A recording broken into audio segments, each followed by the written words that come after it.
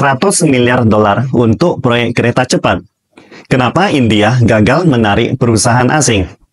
India belum lama ini mengumumkan proyek besar-besaran senilai 100 miliar dolar untuk membangun jalur kereta cepat dari New Delhi ke Mumbai. Tetapi anehnya, setelah membuka tender terbuka, tidak ada perusahaan asing yang mau ikut serta. Sekarang pertanyaannya, mengapa negara-negara lain tidak berani atau tergiur untuk mengambil peluang ini? Seberapa sulit sebenarnya membangun kereta cepat di India? Hari ini, Ricky akan membahas kenapa Indonesia, Malaysia, dan Thailand bisa membangun kereta cepat dengan bantuan China. Tetapi, India belum bisa mengoperasikan satupun jalur kereta cepat. Dari segi kondisi geografis, India sebenarnya lebih cocok untuk membangun kereta cepat dibandingkan Indonesia. Kenapa? Karena topografinya yang datar. India memiliki sedikit sungai besar dan tidak ada pegunungan tinggi. Misalnya, dataran tinggi Deccan, yang merupakan dataran terbesar di India, terletak di antara negara bagian Andhra Pradesh, Karnataka, Kerala, dan Tamil Nadu. Hanya memiliki ketinggian rata-rata sekitar 600 meter. India juga berada di wilayah tropis dengan curah hujan yang cukup. Tidak memiliki gurun pasir yang luas, dan tidak ada tanah beku yang keras. Jadi, membangun jalan dan jembatan di sana relatif mudah. Bila dibandingkan dengan China, sebaliknya memiliki wilayah yang sangat luas dan topografi yang kompleks. Dengan tanah beku di dataran tinggi Tibet, gurun di Xinjiang, dan jaringan sungai yang padat di wilayah pesisir tenggara. Membangun kereta cepat di China sangatlah sulit dan memerlukan biaya tinggi. Namun, China berhasil mengatasi berbagai rintangan ini, dan sekarang memiliki jaringan kereta cepat terpanjang di dunia, dengan total jaringan tembus 45.000 km hingga akhir 2023, dengan rencana mencapai 70.000 km pada tahun 2035, menurut data dari operator kereta nasional China. Artinya, hampir setengah dari wilayah India adalah dataran rendah. Bahkan daerah perbukitan di India sebenarnya hanya berupa bukit kecil. Dengan kondisi geografis yang lebih baik, mengapa pembangunan kereta cepat di India belum juga dimulai? Salah satu alasan utama adalah kurangnya teknologi canggih dan pengalaman. Bukan hanya kereta cepat, bahkan rel kereta biasa pun India belum banyak membangunnya. Rel kereta di India kebanyakan merupakan warisan penjajah Inggris. Pada tahun 1929, panjang rel kereta di India sudah melebihi 66.000 km. Artinya, India unggul 68 tahun dibandingkan China. Hingga tahun 1997, panjang rel kereta China baru bisa menyamai India. Mengingat luas wilayah India hanya sepertiga dari China, kepadatan rel kereta di India sebenarnya jauh lebih tinggi dibandingkan China. Secara teori, India hanya perlu membangun jaringan kereta cepat di atas rel kereta yang sudah ada, bahkan tanpa perlu melakukan survei topografi lagi. Tetapi kenapa kereta cepat di India sulit sekali terrealisasi? Bahkan ketika Departemen Kereta Api India menawarkan proyek super besar senilai 100 miliar dolar, tidak ada perusahaan yang mau ikut tender. Ada apa ini? Sebenarnya, bukan karena negara-negara lain tidak tergoda untuk cuan dari India, tetapi karena kasus Jepang yang telah menjadi trauma contoh buruk, membuat negara lain pada ketakutan. Sebagai contohnya, pada Desember 2015, mantan Perdana Menteri Jepang, almarhum Shinzo Abe, khusus pergi ke India menandatangani kontrak puluhan miliar dolar untuk proyek kereta cepat Mumbai-Ahmedabad, yang juga merupakan proyek kereta cepat pertama di India. Bahkan lebih awal dibandingkan dengan proyek kereta cepat Wush Jakarta-Bandung di Indonesia. Untuk memenangkan pasar India, Jepang menggunakan berbagai upaya untuk memenangkan proyek ini. Saat itu, negeri Bollywood India tidak ingin mengeluarkan terlalu banyak uang. Dari proyek senilai 100 miliar dolar, India hanya ingin membayar 17 miliar dolar. sedangkan sisanya semua harus ditanggung oleh Jepang.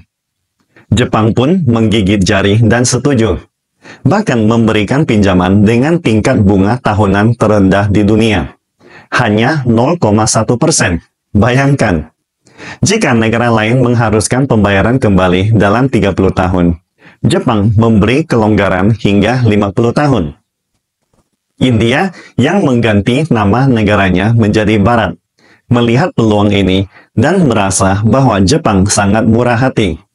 Setelah Jepang memberikan semua syarat ini, bagaimana mungkin India menolak? Akhirnya, Jepang berhasil mengalahkan China, Prancis, dan Jerman, serta menandatangani kontrak tersebut dengan India.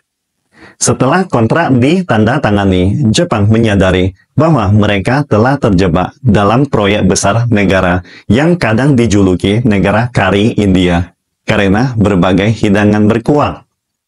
Awalnya, India berjanji akan menginvestasikan 17 miliar dolar sendiri, tetapi tidak ingin mengeluarkan sepeser pun.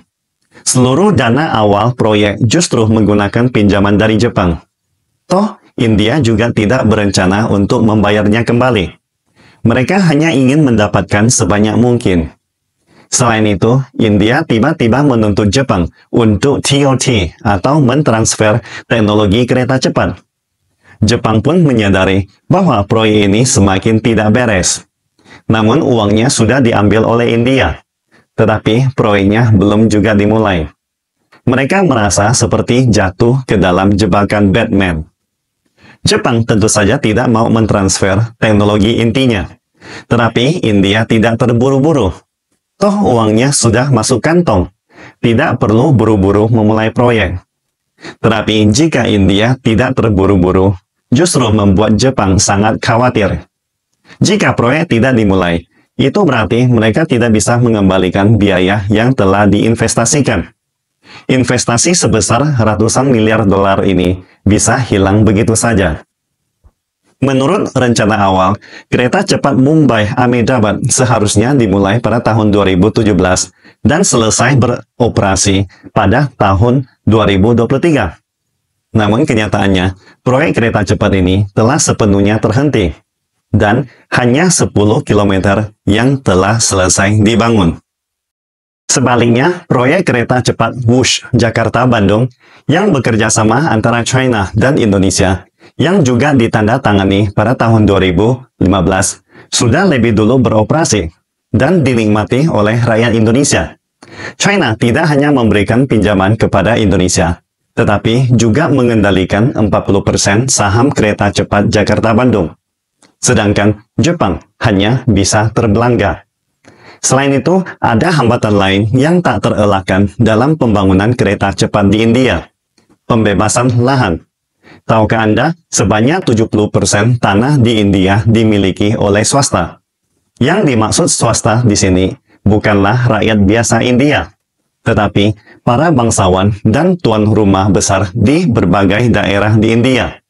Mereka bisa saja menetapkan harga yang sangat tinggi, atau bahkan tidak menjual tanahnya sama sekali, tidak mau bekerja sama.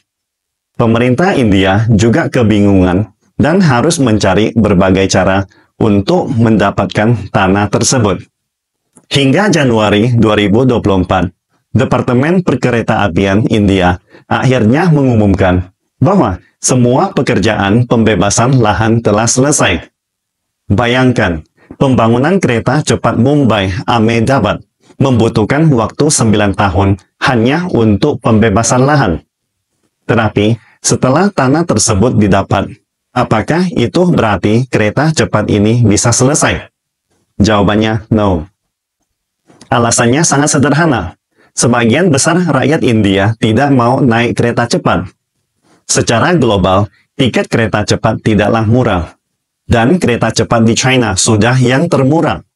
Misalnya, tiket kelas 2 untuk kereta cepat Wuhan-Guangzhou sekitar 0,5 yuan per kilometer. Sedangkan tiket Shinkansen di Jepang sekitar 1,2 yuan per kilometer.